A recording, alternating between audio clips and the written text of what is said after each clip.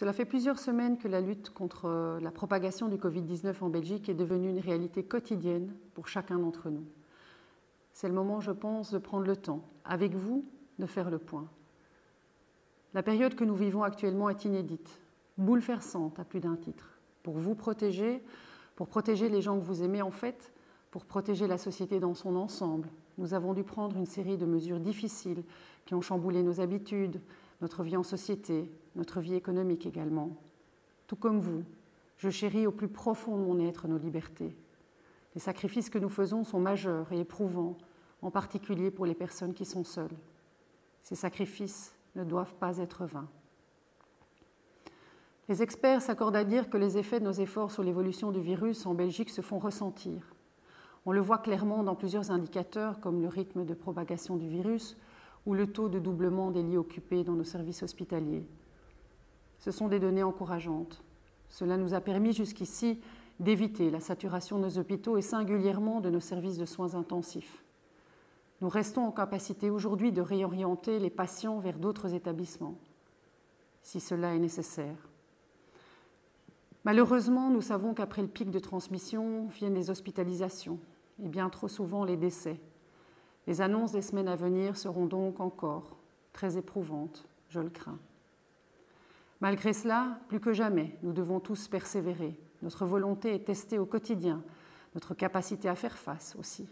Nous devons tenir bon. Je crois en notre capacité à rester soudés, solidaires dans l'adversité. Et nous avons tous l'opportunité de le démontrer au quotidien, à tous les niveaux. Nous devons impérativement continuer à respecter les règles difficiles de confinement et de distanciation sociale, y compris durant cette période de retour du beau temps. Il faut le faire aussi en respectant les injonctions de nos services de police. Ils sont là pour vous protéger, pas pour vous ennuyer. Comme tous ceux qui continuent à faire tourner le pays par leur travail, nous leur devons reconnaissance et soutien. Parmi ces personnes, il y a évidemment celles et ceux qui travaillent dans nos services de santé. Celles et ceux qui nous guident par le courage extraordinaire dont ils font preuve au quotidien. Nous savons que la question de leurs conditions de travail est au centre de vos préoccupations. C'est notre cas également. Méfions-nous des effets d'annonce, des formules toutes faites du type « il faut juste faire ceci » ou « il n'y a qu'à faire cela ». Certes, la Belgique est un pays qui a énormément de capacités, avec un des systèmes de soins de santé les plus développés au monde. Mais dans le contexte international actuel, même des pays comme les nôtres sont confrontés à des difficultés. La pénurie d'approvisionnement en matériel médical en est une illustration. Les incertitudes liées aux livraisons de matériel sont malheureusement devenues la norme. Le gouvernement fédéral, les entités fédérées et les services de santé se battent chaque jour pour trouver des masques, des dispositifs médicaux de qualité, des médicaments aussi. Et si la situation s'améliore clairement sur le terrain, elle reste évidemment insuffisante pour nombre d'entre nous. Les obstacles restent nombreux. Pourtant, à titre d'exemple, le gouvernement fédéral a déjà pu commander plus de 50 millions de masques. Ce chiffre ne prend pas en compte les commandes qui se sont faites par l'intermédiaire des autres acteurs. Comme vous le constatez, tout le monde travaille.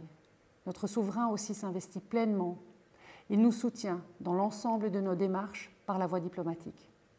Nous travaillons également à augmenter notre capacité de dépistage par le biais du développement de nouvelles techniques, mais aussi par la multiplication des labos en capacité de les réaliser. Si nous testions entre 4 et 5 000 personnes par jour la semaine dernière, ce chiffre sera porté à 10 000 la semaine prochaine. L'objectif est bien de pouvoir multiplier ce chiffre à brève échéance. Ceci est le résultat d'une collaboration remarquable entre les universités et les laboratoires, ce dont la Belgique peut être fière.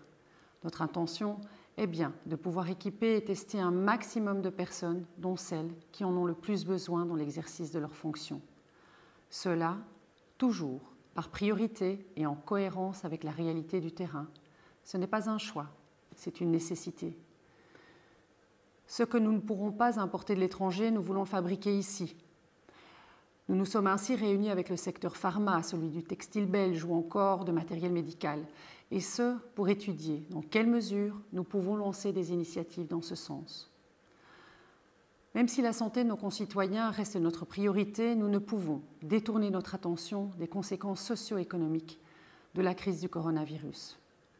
Celles-ci se feront ressentir longtemps encore après la normalisation de notre situation.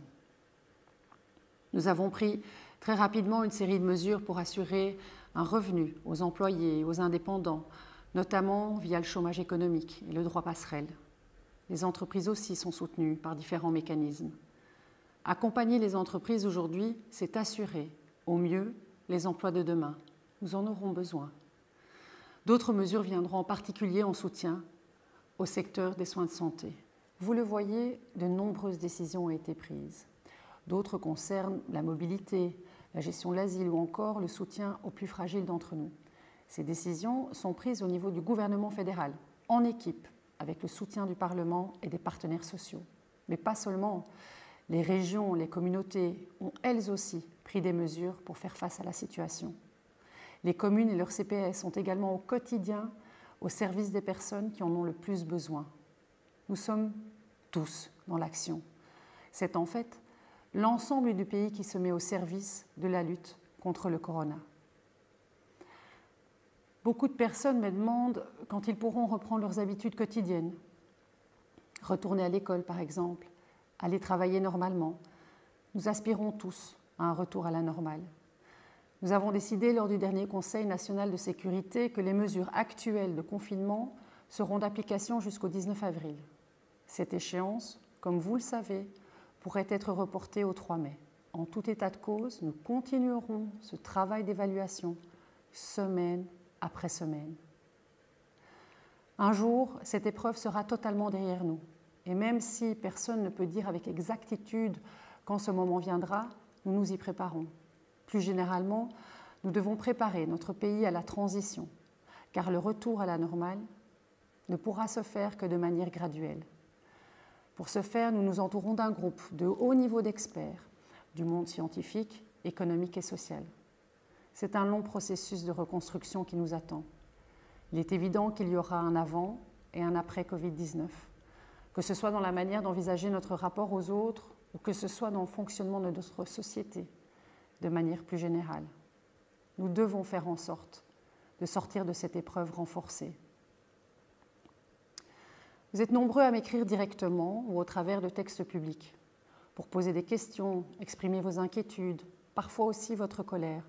Vous êtes aussi nombreux à formuler des encouragements et à être positifs. Dans tous ces écrits, peu importe leur nature, je ressens votre force et votre détermination. Je vois aussi beaucoup de bienveillance, le souci de l'autre. C'est un moteur.